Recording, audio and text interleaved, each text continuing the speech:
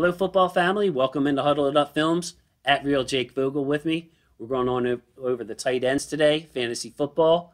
Quick note again, we're doing this for a half-point PPR league, so adjust your list accordingly. If you have someone that gets a lot of catches, bump them up. If you have someone who's more of a touchdown guy, bump them down a little bit. You get the picture. Adjust your list accordingly. And we're going over the tight ends today, Jake, and we're going to do this a little bit differently. Since the tight ends is more of a shallow group, we're going to touch on the top 12 here. Who is your top tiers of tight ends? We're going to reveal them 1 through 12, one by one, and just talk about each guy a little bit because, quite frankly, a tight end is a position that you don't want to get left out on. I kind of have some PTSD on this, Jake, as far as being left without a good tight end. You keep picking them up. So I've gotten more aggressive on the tight ends over the years just because the other positions seem to get deeper and the tight ends seem to get shallower. So is that kind of been how it's been going for you over the last few years too, or am I kind of alone on that? No, you're absolutely right. This is one of those positions that is really nice at the top, and then it shallows out, and at a certain point, you're scraping the bottom of the barrel. You are just playing based on matchups. So tight ends early, especially in a half-point PPR and even more so in a PPR or a tight end premium league, you want to get these guys, especially tier 1, tier 2, tier 3. Those are the cream of the crop. You get below that, and it's a little hit or miss. Well, we're going to reveal your number one tight end, and not a lot of drama in this one. I mean, this guy has been pretty much a wide receiver one, nonetheless a tight end one, and that would be Travis Kelce. Go ahead, take it away on Kelce. I guess there's not much to say. Probably could retire now and be a Hall of Famer. Yeah, this guy is amazing. I think it's 5 years straight of over 1,000 receiving yards. The first guy to do 3 years in a row was the guy out of Carolina, Greg Olsen. But Kelce has surpassed that, and they started tight end U together. It was him, Greg Olsen, and George Kittle that kind of formed that group that is so cool to watch right now. I mean, pretty much 50 tight ends in the NFL are a part of that unit, and they all traveled and went to that summit together, which is really cool. Just hearing about these guys across the league getting better at their craft at a very specific position that entails so much. So Kelce is definitely at the top tier of his own. I had to do it that way. Last year, there were only 6 wide receivers just from their 2020 production that beat out Kelce's 2-year average in points per game in a PPR format, which is what I am primarily in now. But I know we're talking about half point. This is not going to change much. So I'm just going to give you the guys. It was Devontae Adams, Stephon Diggs, Tyreek Hill, DeAndre Hopkins, Calvin Ridley, sorry. Bears fans are like, what? Yeah. And then Justin Jefferson. So Kelce averaged 296 points over the past 2 years for a full season, which is just insane numbers. So if you are in a league and those guys are going, draft Kelce. I mean, you can draft Kelce before all 6 of those guys are gone because wide receiver is so deep. And you probably should. Darren Waller and George Kittle are close behind. I have very high hopes for Kyle Pitts and Mark Andrews. Obviously, my boy, your boy. But there's a reason that he's in tier 3 and not tier 2 at this moment. So we'll get into them. Kelce is an absolute monster. I do think he's going to regress a little bit. So in 2020, he was a man among boys, just scoring way too many points. That number has to go down a little bit. But that's why I gave a 2-year average for him, 296, which is, close to that 18.5 points per game number that Jefferson reached. So. Yeah, and so much consistency with Kelce as far as the quarterback, the coordinator, the surrounding pieces being nice, their passing offense. It's just set up nice for Kelce. So of course he's going to be number one. And you mentioned Greg Olson. He's not related to you by any chance, is he? No, not at all. It's the beard, bro. It was a beard joke. Yeah, So yeah, sorry yeah. about that. Yeah, hey, hopefully somebody out there laughed. I doubt it, but yeah, Jake Vogel, mini Greg Olson out there. Okay, going to number two. You mentioned him. Some people might have this flip flop. You have Darren Waller at number two. Sure. Obviously the number one target for the Oakland Raiders. What can you tell me? Or Las Vegas Raiders, but yeah, you're good. Thank you, man. I know I need that kind of discipline in my life. For the Las Vegas Raiders, Ravens are coming to town on Monday night, September 13th. Big game, first Monday night game of the year. What can you tell me? What kind of stats do you have? Anything else you want to give me on Darren Waller? Absolutely. So his 2-year average is 266 points per season, which is another ridiculous number. The only receivers outside of the first six that I named to beat that number in 2020 were DK Metcalf, Allen Robinson, and Tyler Lockett.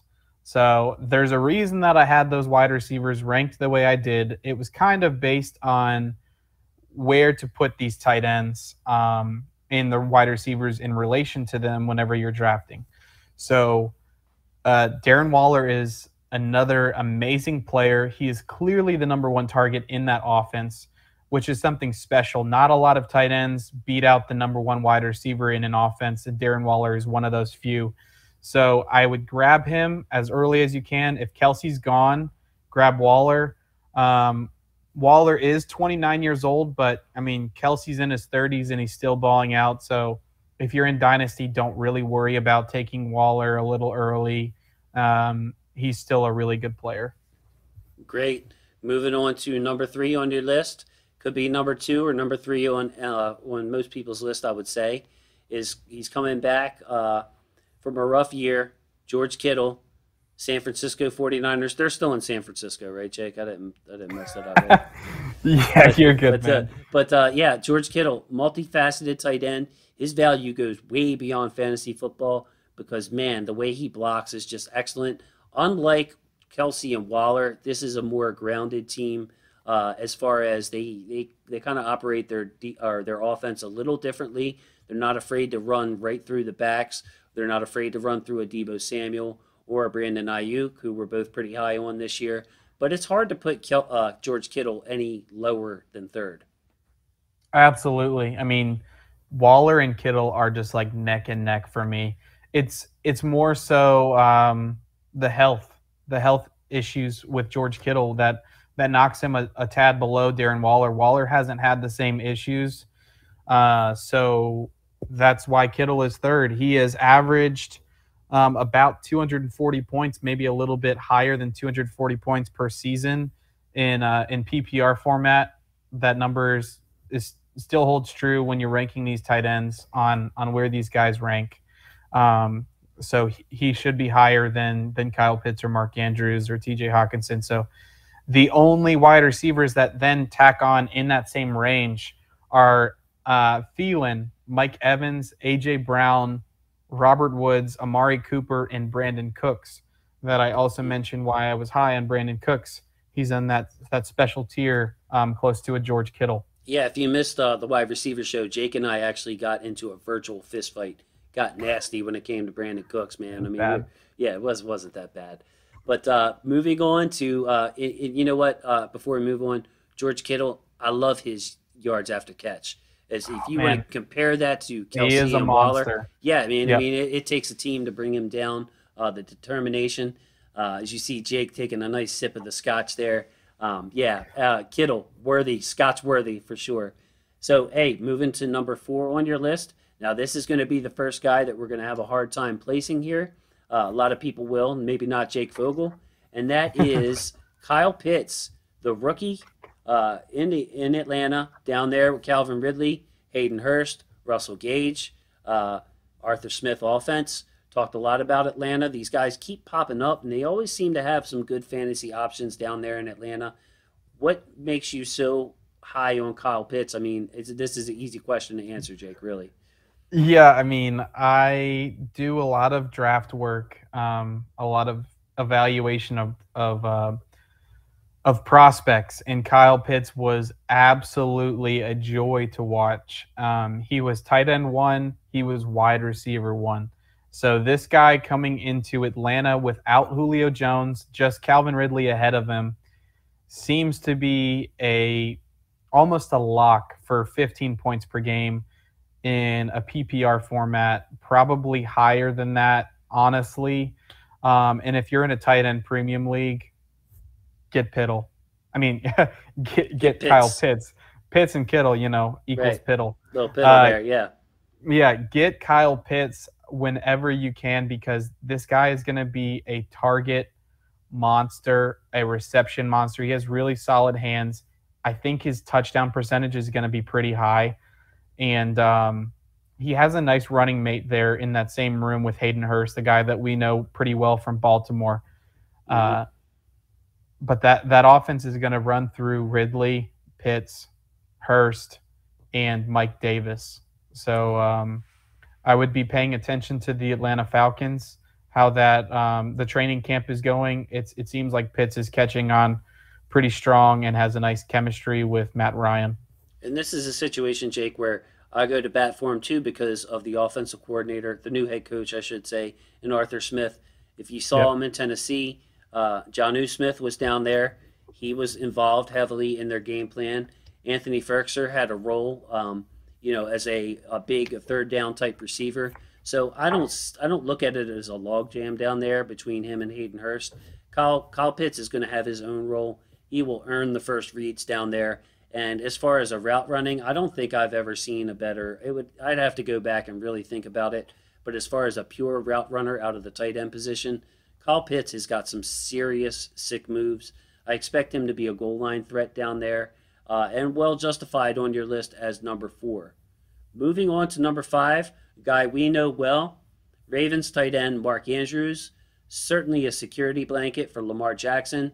Instant chemistry between them. And the thing that you love about Mark Andrews is when plays break down, Mark Andrews can find the open space, just has a knack for it. Last minute adjustments, a little push off here, a little head signal to the quarterback that he's going over here, and they seem to make something out of broken plays, not only plays that are on schedule. Absolutely agree with that. Mark Andrews had a little bit of a down year in 2020, but his 2019 was really nice. I think 2021 will find something in between those two seasons. And I think it's going to be closer to 2019, to be honest with you. So that is pretty exciting. He averaged 12.3 points per game last year in just 14 games. I think that number is going to rise a little bit. Like I mentioned, 2020 wasn't quite as good as 2019. So he should be just under Pitt's number. He could be, battling for that spot at number 4.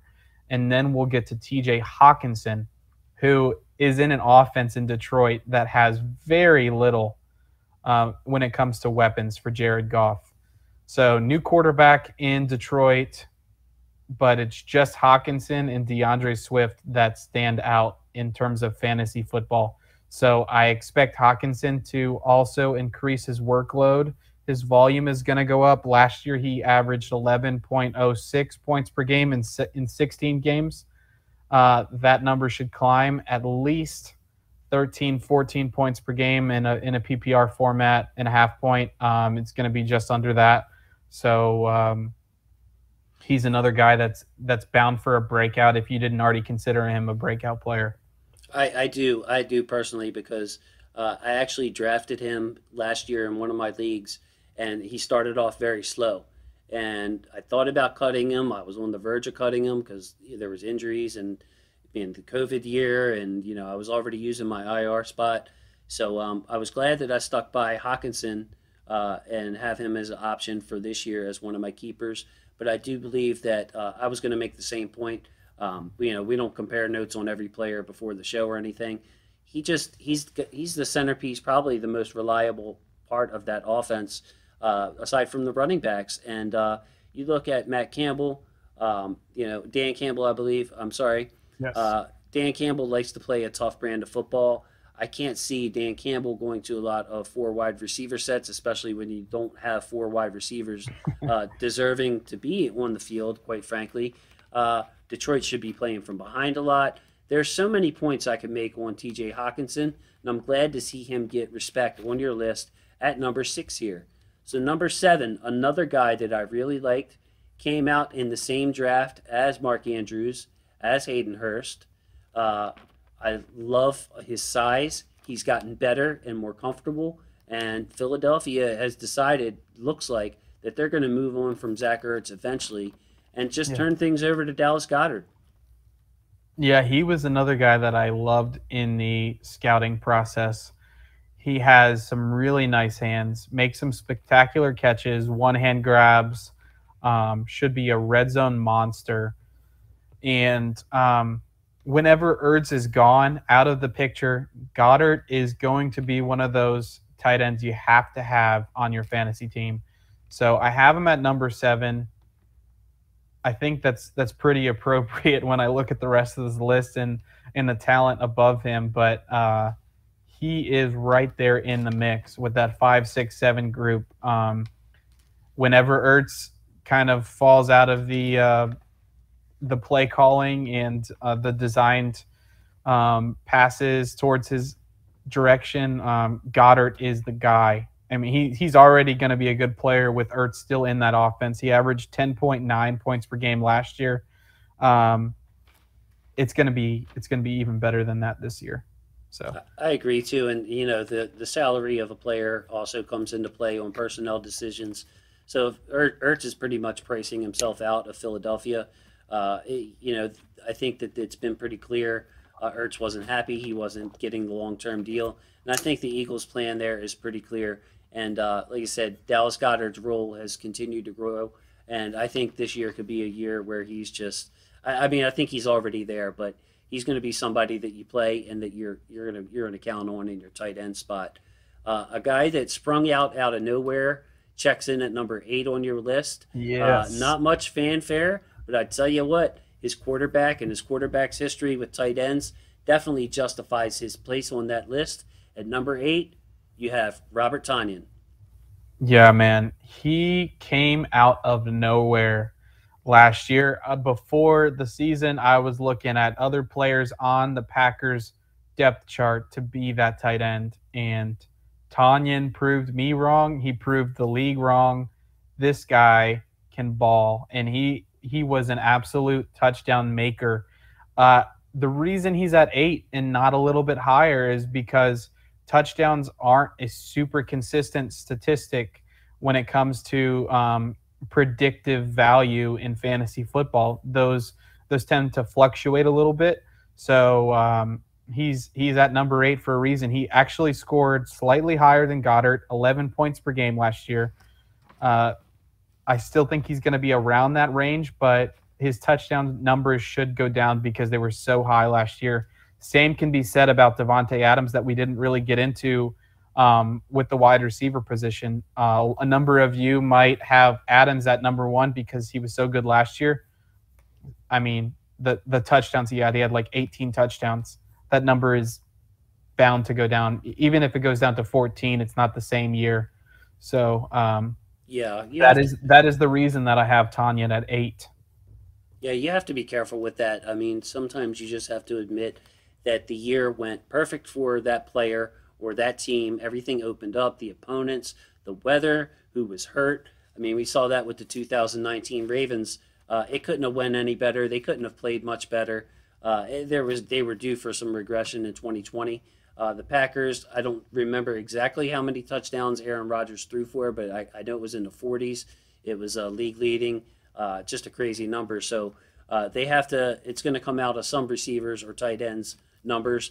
Tonyan, though, I just, I'm thinking of the history of Aaron Rodgers, and it seems like he gets the most out of tight ends who are like they fizzle out elsewhere. They come there, they're kind of rejuvenated. So Robert Tonyan, definitely a good player, one that I would be happy to have on my team.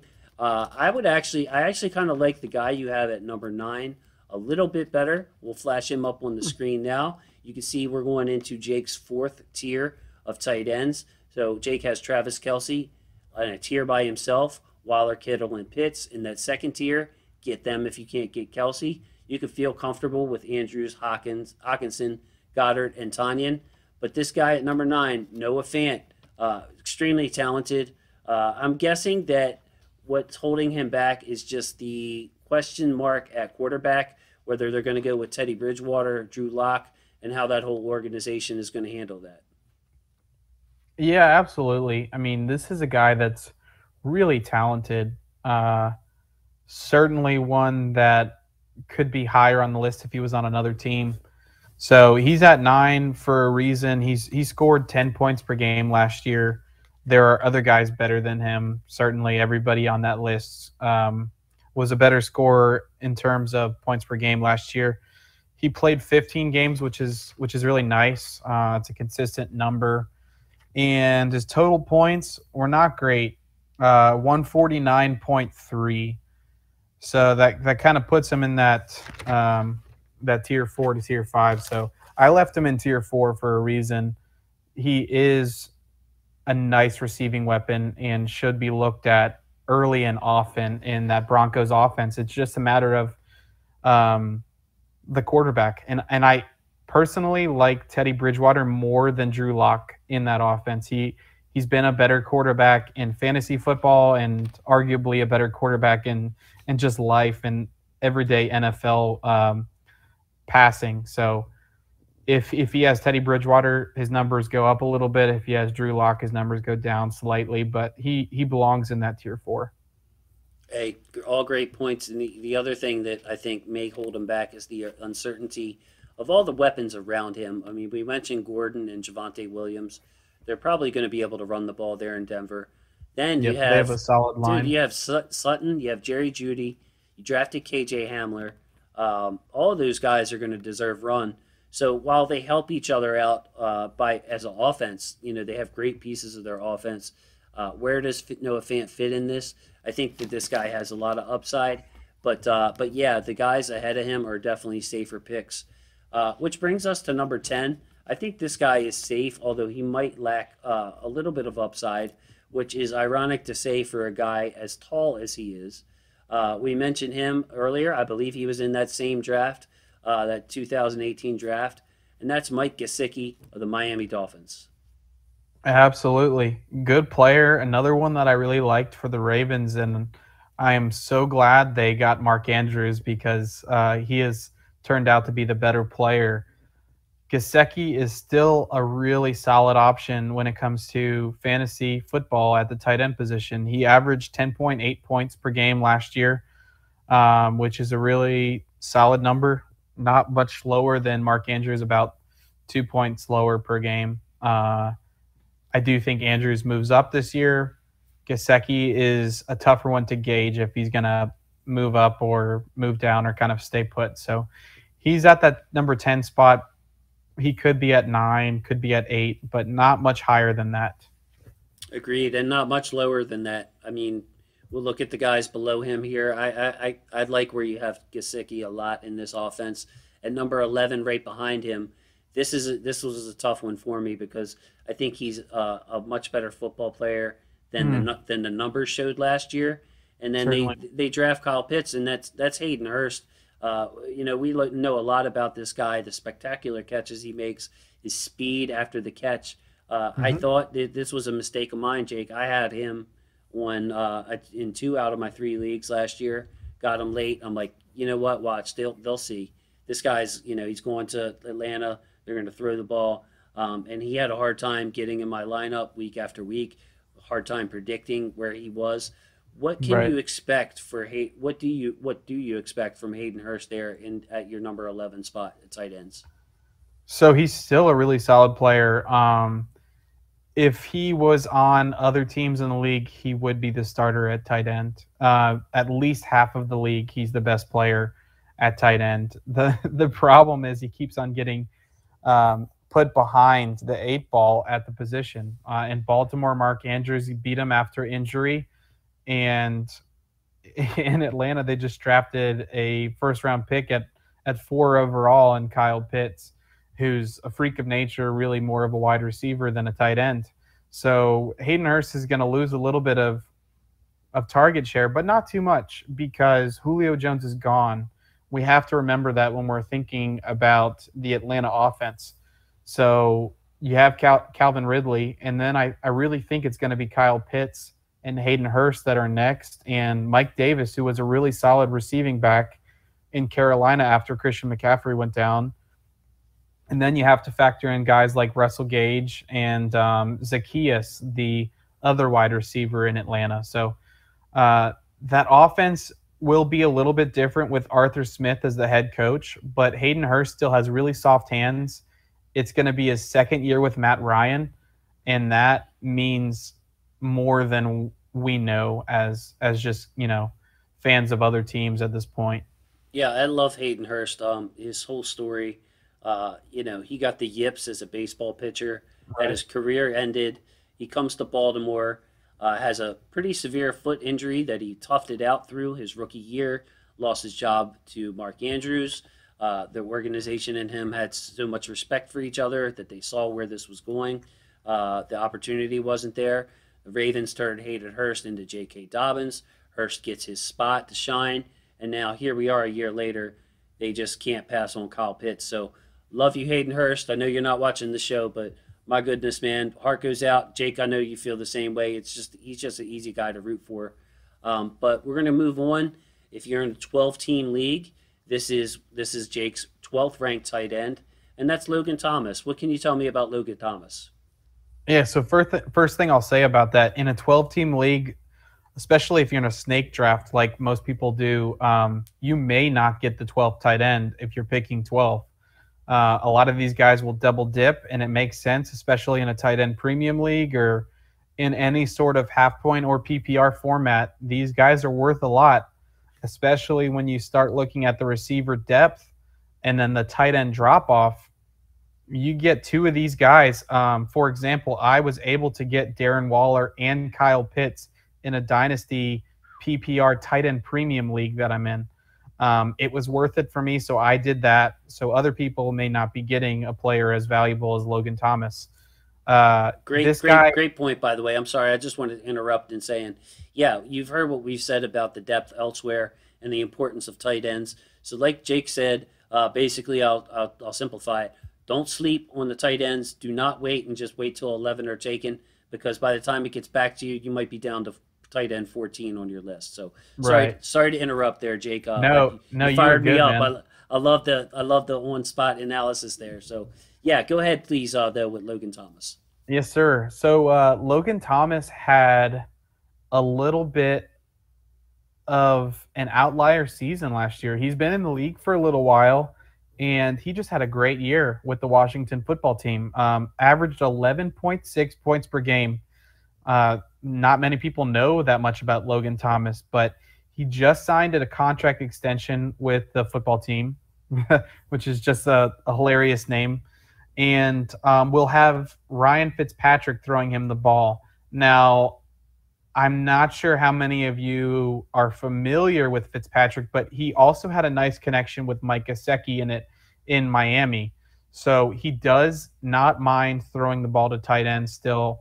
He's not really a check down type quarterback. He is a little bit more of a gunslinger. He has a nice, fiery mentality, but he will throw it to all of his consistent targets. And Logan Thomas can be one of those guys. So he's number 12 for me, which is a little bit lower than where he was last year, but I do expect some regression because he had such a nice year for a player that hasn't had anything like that until recently. Okay, thank you very much. So we're going to move on to the next group. We're not going to touch on every player, but you see right there on your screen, tight ends 13 through 22. Jake, can you pick out a wide receiver or a tight end or two? That's the second time I did that, and just speak on their situation. Maybe some guys that you're questioning on your own list where you have them, guys that you think you might be too high on, too low on, you had a hard time placing. Anything you want to speak about on the guys that you see in the red there on your screen? So a guy that I don't love, but has been a pretty good fantasy play recently is Eric Ebron. Not a Steelers fan, obviously, and um, not necessarily a fan of players that drop the ball, but Eric Ebron is consistent in terms of fantasy football, and he averaged 11. Oh wait, sorry, that would be in a tight end premium league. He would average 11.32 points, so it's more like 9 points in just a PPR league last year, which is a really solid number. Hunter Henry is another one of those guys I like a lot. His injury history is rough for some people. He really has been banged up more than he's actually been out. Last season, he was out pretty much completely, but the year prior, or no, not last season. It was the season before that, I believe. Um, Yeah, he missed like the first 6, 8 games or something, and then was a hot waiver wire pickup.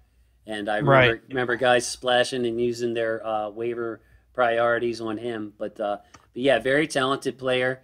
Yeah, Uh, he had a good year in 2020. Um, in 14 games, he averaged about 10 points per game. He's been better than his counterpart in New England, Jonnu Smith, who a lot of people think is just going to blow up because he got slightly more money than Hunter Henry in New England. Uh, but in comparison, Jonnu has never had over 500 yards receiving in any of his seasons, even with the Arthur Smith led offense in Tennessee, whereas Hunter Henry has had some nice totals in years previous, close to 700 plus yards receiving, and I believe like nine touchdowns or 8 touchdowns as his high. So okay, hey, could you please touch on? There's two more guys that I'd like to hear your opinion on in this group. One is a guy that's battled injuries, but is man. I mean, he was seems like just yesterday he was a hot commodity fantasy starter, and that's Evan Ingram. And then the other one in the same division, Dalton Schultz of the Cowboys. Like I kind of see some upside for Schultz. Yeah, he's surrounded by guys that are going to command the ball.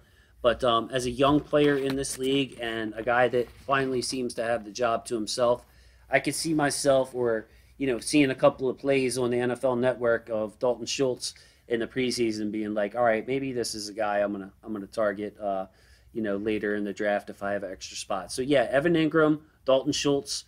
Go ahead, Jake, take it away. yeah, let's do it. Ingram has been disappointing. He started out his career pretty hot and hasn't been super consistent with the Giants. To be fair, their quarterback situation with late Eli Manning wasn't great, and then early Daniel Jones hasn't been really special either. So part of that is the quarterback, part of it is his hands. He has averaged a decent number, 146.5 points for the total season last year, which puts him in that tier 5. And Dalton Schultz was really solid after Blake Jarwin went down last year in a Dallas offense that just threw the ball a lot. Schultz had 151 points. So that's actually higher than Ingram, not by much. But both of those guys are, decently reliable targets for the tight end position. But I still want to harp on getting the earlier tier guys whenever you can. And if you miss out, then grab a couple of these guys and play them based on matchups. If you see a team that's bad against tight ends, put in that tight end. And if you already have a guy that's just like week in, week out dominating opponents, then use him all the time. There you go. And Jake has said that. I almost feel like we shouldn't put any more tight ends up on the board because Jake's basically telling you, don't even put yourself in a position to have to draft any of these guys. But Jake, you did a lot of work on this, so we're going to put up tight ends 23 through 35. We're gonna see a lot of tight ends here. And Jake, is there anybody in this group that you can make a case for that can move up and be an every week starter, or maybe a great bye week fill in trade bait Anybody on this list that you think has an opportunity to make a name for themselves and get drafted early next year? Certainly. Yeah. So in that last group, there are some players I like. I really, really like Harrison Bryant. He is with the Cleveland Browns. He is behind. They have quite the tight end room, kind of like Baltimore of old. They have three guys deep that all can catch the ball. He is behind Austin Hooper. Austin Hooper and David Njoku as well. He was a rookie last year, and he showed me a lot when I was watching the Ravens games versus the Browns. The guy can catch the ball. He can catch it and move those chains, and I think he's going to be their tight end one of the future. Another guy to mention, Tyler Higbee, he's in an offense with Matt Stafford, who does like to throw to tight ends a little bit. He just had the guy we were talking about earlier in that third tier, TJ Hockenson in Detroit. Tyler Higbee could jump up boards because there's no longer any competition for him. There's no Gerald Everett in that Rams offense. It's just Higbee. So this guy could rise. I put that in the notes. Mo Alley Cox is another tight end I really do enjoy. The only problem is Jack Doyle is also in that Colts offense, and we're not quite sure when Carson Wentz is coming back. I did see today that Indianapolis is expecting him week 1. We shall see on that. I don't like Jack Doyle as much as I like Alley Cox. Yeah, it wouldn't be a fantasy list without Jack Doyle on there. He giveth and he taketh away. Certainly. To get biblical on that fantasy analysis there. But yeah, Jack Doyle, Mo Alley Cox, heck of a football player. A lot of these guys, man, are just really good football players that don't get credit. I mean, our own Nick Boyle down there at 34. Dan Arnold is a guy at 32. You just wonder what his role could be if he was ever featured in that offense. He's got that kind of size, red zone ability. So interesting guys, but I'm with Jake on this, and I would tell you if I disagreed, go ahead and get your tight end sewed up. Was I think what I opened the show with. I'm just too scarred by going different tight ends, and every time I let somebody go, he has a good week, and every time I pick somebody up, they dud out on me. So get yourself a good one. If you can't get Kelce, get one of those top 5, top 6. Whoever Jacob has in his first couple of tiers there, Kyle Pitts, even like a Tonyan or a Dallas Goedert, you at least know you're going to be steady there. And why not? I mean, on a lot of these leagues, you can play tight ends in your flex spot too. So if you have some bye week blues, you can get yourself, find yourself a way. And then these tight end premium leagues, Jake, just to close out, we'll do it a little different here. Give me your opinion on these tight end premium leagues just as a whole. Not talking about the players, but you've dabbled in it. I haven't. So if there's anybody out there that doesn't know what tight end premium is and what the purpose of it is, could you please just explain it and tell us if you like it? Yeah. So this is my first year getting into those waters. I think it's going to be fun. It's definitely a different way of looking at the draft. When you're going after players, you need to consider the value that is added based on the scoring settings. So for the tight end premium that I'm in, which is not considered a full tight end premium league, they're adding another half point per reception for tight ends. So I'm already in a PPR league. It's super flex, which enables you to start 2 quarterbacks, which is great because those guys score more points than anyone really. And you can also start tight ends in the flex spot, and you start 1 tight end. So these guys are scoring 1.5 points per reception versus just the standard 1 point per reception for all other players. So they are very valuable, especially for those top tiers, which is why I grabbed Waller and Pitts whenever I could. I would have been happy with Waller Kittle as well. It's nice to have some youth when you're in a dynasty league. So Pitts is a little bit more of a future play, but definitely still for now. And Waller is definitely a present day pick. So I think it's going to be a lot of fun. It gets into the nitty gritty of how you create a big board for your entire draft. And I started doing that recently as well, where you get into your list of quarterbacks. If you're in a super flex, you want to start with them. And then you move down to the top tier running backs and the top tier receivers and the tight ends, probably tight ends before that when you talk about Travis Kelce, and you just start drafting. Cool. Well, you're gonna have to let us know how that goes through the year. I hope to have you on. Maybe we can do something through the year. Maybe we'll do a Wednesday show or something like that, and just go over some sit start scenarios or this guy or that guy. But man, we still have a couple of more shows to go. But I just really have enjoyed the education here, and I find myself talking to people about football all the time, and a lot of times I have to explain to them what I see on tape. But crunching the numbers down in fantasy, like I said, I love it. I've played it for over 30 years, but hearing someone else who's just as enthusiastic at it, usually those guys that I know I'm in a league with. So it's kind of like that. You play in the game, you don't want to pump somebody up too much. Yeah. But with Jake Vogel here, I'm not in any leagues, man. So, man, I'm just getting educated left and right, where my other friends probably hold back on me a little bit. So I love it, man. So Jake, hey, we got defense and kickers coming up. We're gonna put that into one show. Nice little bite size. Probably won't go too deep into those. We'll probably just give you 12, 15 of them. Just make sure you get one. People aren't doubling up on those usually. So, hey, once again, to everybody out there, football is family. Love you guys. Ravens flock, stay together. Football is family no matter what team you're rooting for. Thank fans of every team for coming to this channel and watching this. And it's just the beauty of sports. Love that we're all in it together. Feel free to reach out to me. Feel free to follow Jake on Twitter, me on Twitter. I like to surround myself with good fans of every team. So both of us are like-minded like that. Please give us a shout out. Love you guys, and we'll see you next time.